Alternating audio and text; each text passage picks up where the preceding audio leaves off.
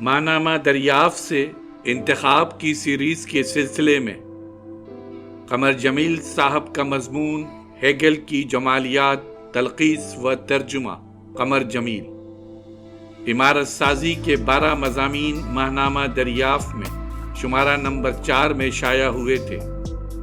یہ 12 مضامین 12 قسطوں میں آپ کے سامنے پیش کیے جا رہے ہیں۔ سماعت فرمائیے۔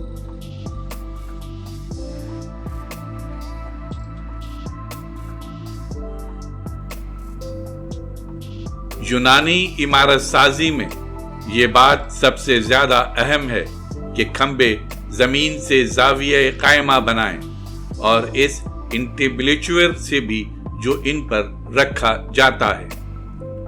کھمبے عمارت کے اس حصے کو جو کھمبوں پر رکھا جاتا ہے قائم رکھنے کے لیے بنائے جاتے ہیں۔ انٹیبلیچر سے مراد عمارت کا وہ حصہ ہے جو کھمبوں پر رکھا جاتا ہے۔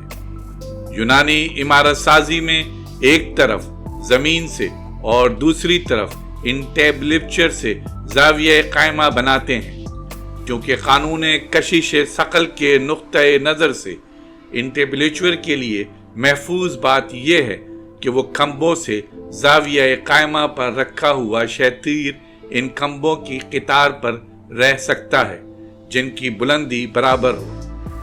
اس طرح یہ کھمبے مشترک بوجھ آسانی سے اٹھا سکتے ہیں۔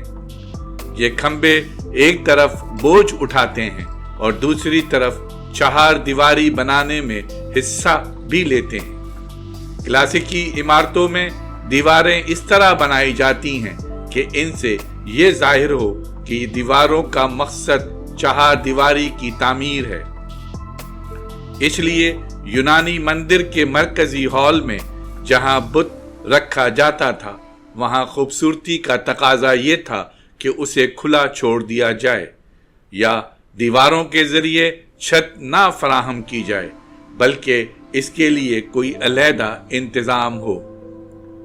جاری ہے۔